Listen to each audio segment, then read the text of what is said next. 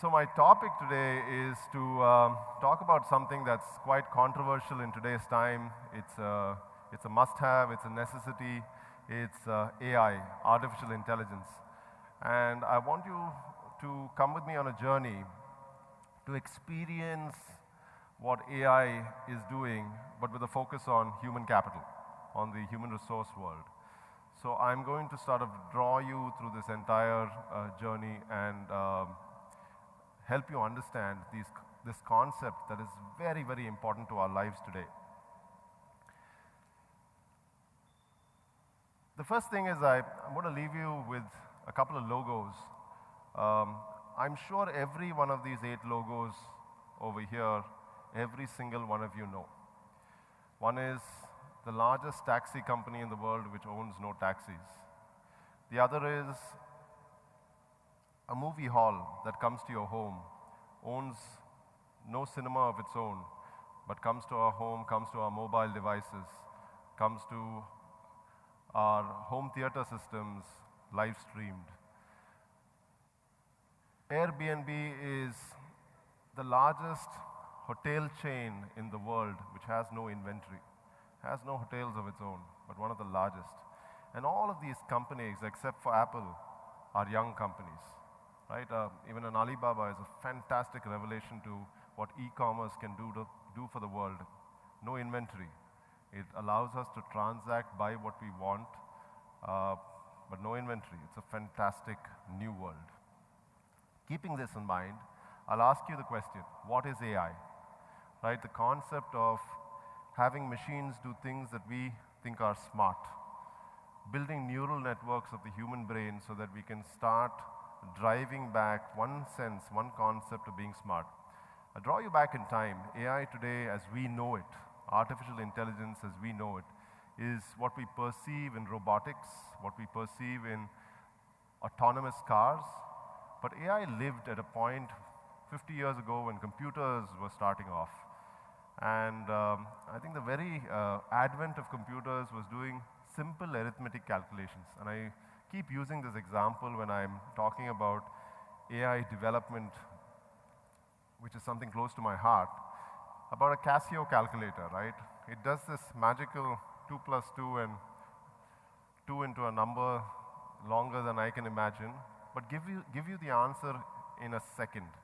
And that arithmetic calculation can be done by the human brain, but we decided that that mundane task would be done by a smart machine called a calculator, right? That was AI at one time. Now, drawing that parallel to autonomous cars that we see Uber developing, Google developing on the roads today, soon you'll have planes flying on autopilot. So taking tasks that we will think are consistent, mundane, normal, robotic in nature, we'd automate that. Is that AI? AI has existed as long as mankind has known that there are tasks to do. And this is an image of Telos, the mechanical man. And we have had so many stories in the past that have allowed us to understand through the movies that we see. I mean, we've seen Terminator and we've seen what the advent of too much artificial intelligence means to us. Is that a movie? Is that true? And we're starting to see the overlap. You see movies like Star Trek, which are far out in the future. And you wonder at some point, is this really going to happen? Right? So I think what one has to draw into the understanding that we sort of have to relate to constantly is artificial intelligence taking over the world. Are we going to succumb to a concept that is beyond our imagination? We've had the benefit of Lokesh running us through cinema, right? We've had the understanding of something so magical, and he was giving an example yesterday about Sholay, and when Ramesh Sippy had to actually shoot something in Ramnagaram, he couldn't view it immediately because the photographer was the only one who could see that shot. And if they had to review it, they had to go all the way to Bombay, have a look at what was happening there, and then come back. Now, how drastic is that shift when you can see that same thing happening right there today while you're taking the shot. And a lot of it has contributed to automating those tasks, right? Now, drawing a parallel also and giving you an example, the iceberg to the unsinkable ship, the Titanic, is what AI is to companies today. Companies are faced with their Kodak moment, where companies like Kodak, I don't know if any of you remember the brand Kodak, I think it's before your time, but Kodak was this company that was synonymous to photography, synonymous to film, and that company exists no more. That company did not understand that the digital age had come, and it had 150,000 employees and had tons of revenue and cash, but did not evolve. And what happened was the digital age broke it, like the iceberg broke the Titanic. And a lot of companies today in our country, especially the IT-enabled services companies, and a lot of other companies globally are understanding how to deal with the fast pace of technology and what is artificial intelligence to their world. Now, again, an image for you to consume, and I'm going to explain this through. What appears to be happening is technology is moving tremendously fast. And according to Moore's law, 50 years ago, computing power was doubling every 18 to 24 months. Today, it's every 6 months. And it's so rapid that the changes are mind-boggling. Right? And for us, we are actually part of that change when you see the new cell phone releases, the new applications that you face. A statistic said that all of US citizens look at their phones 8 billion times daily. That's 300 million people look at their phones 8 billion times daily. In 2020, every individual on the planet, including in Africa, including in China, are going to have 7 connected devices. It's mind-boggling. That means every one of you will have at least 7 connected devices. Think about it. Today, how many connected devices are we on? Now, there are 10 supremely important trends that I want you to understand through AI, but I'm not going to run you through all of them. AI and human resources. One of the fundamental things that I want to draw you, I've brought you through the concept of AI and given you this one single idea, artificial intelligence, that we see in the press, that we see people talk about. My next door neighbor talks about it, my competitor talks about it, my wife talks about it. Everyone's talking about artificial intelligence. How is it going to start ruling our lives? That's the insecurity. Today, one of the things that we forget is AI has benefited the medical sector, right? Healthcare, tremendously in the past, right? Machines have looked at patterns and have been able to diagnose faster than the human brain can collate all those diagnoses.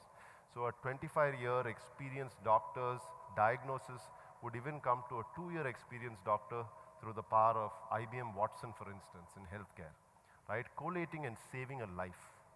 The same way, there are certain areas that human capital, for instance, or the human resource world, which is what we are so worried about. Is AI going to take over all our lives, and are we going to be rendered useless? Are we ever going to do anything anymore? Is AI going to play the music that the band played here, right? You're obviously going to hear it in a digital form if you want to, but you're never going to experience them live ever, right? Experiencing them live is something that you can't take away. As long as human beings live, we would always want this interaction. Otherwise, I could be doing this on a webinar and you wouldn't be sitting in front of me, right? Why would I travel 10 hours to be here?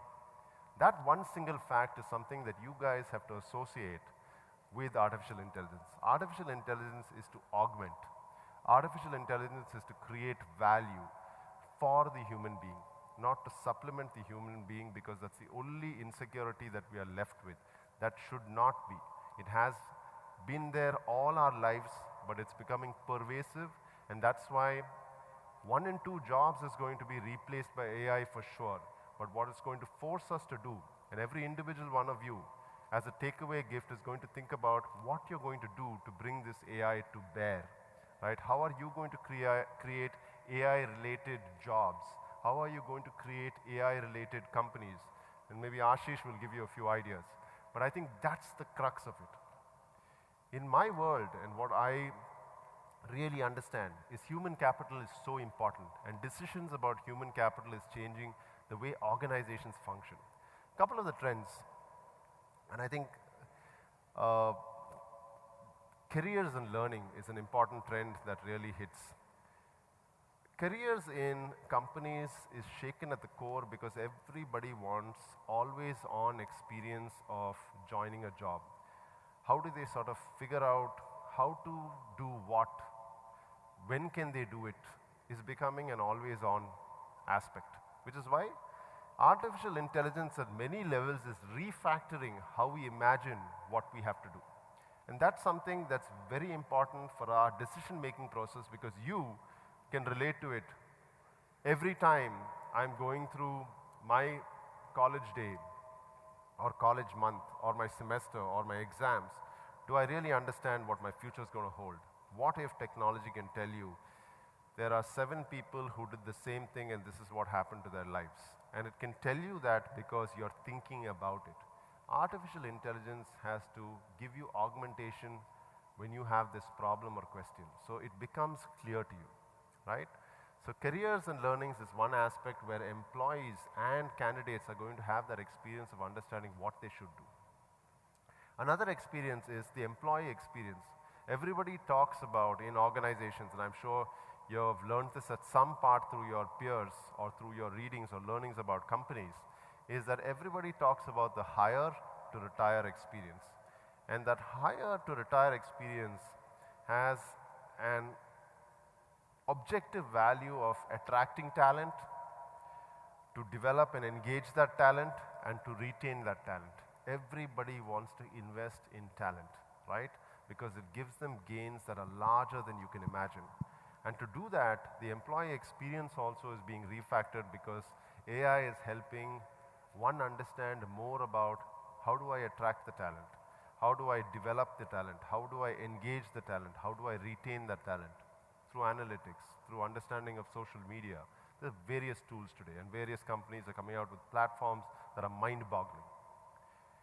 Another concept that I want you to relate to is talent acquisition. Acquisition of talent are through cognitive technologies, social media analytics, and platforms that are doing natural language processing, reading resumes like the human brain. Now, the reason why these technologies are replacing a lot of sourcing functions, but engaging the recruiter with augmentation of here's a good resume versus having to look at 500 resumes, I look at 50, becomes much more beneficial for the candidate who's being employed, as well as the talent that the employer itself. I think these are fundamental facts that one has to look at. The other aspect is leadership itself, and I'll draw you to how AI is working in sales forecasting meetings. Mark Benioff, who is the founder of Salesforce, he's a legend of this time, built a brilliant experience for sales teams, has Einstein as his AI tool that helps predict the sales revenue based on what the sales leaders say in meetings. So the technology automatically has this voice at the table to decide sales forecasting right then. The future of work itself has been disrupted. You're talking about a gig economy, you're talking about I want to work anytime, anywhere, on anything, and all of you are going to be a part of that. Contract working is going to be a part of the future of the world, right? By 2025, talent management itself is going to be a $2.7 trillion opportunity, which every one of you is going to participate in. I think that's what you need to realize, where open talent marketplaces for you to get the job that you want at the time that you want and where you want it is going to become a reality. And that's what you need to get ready for.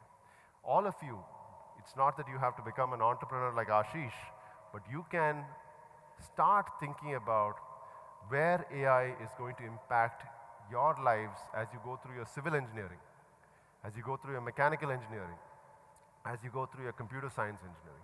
Think about what technology is doing today and what it's going to do for your future in a real sense. Embrace it. It's a reality. It has been with us in the past. It's going to be with us in the future. People of your time are going to continue delving in that technology because you're going to have new forms of AI that's going to be so mind-boggling that you're going to talk about teleportation from one place to another. Forget about flying, right? It's going to be vastly different. So think about that in a real sense. And last but not least, AI will make a smarter workforce of which you guys will contribute to develop and be a part of. AI will come to the rescue of the mobile workforce because everybody is going to work from anywhere, anytime. Because contracting and working on piecemeal jobs is going to be the open talent marketplace. Everyone who's in technology is working on it now to help people engage from wherever they are because productivity improves when you're doing what you like doing. Think about Lokesh. He's doing what he loves doing. And I think that's very important, right? If you are doing what you like doing versus meandering through a process.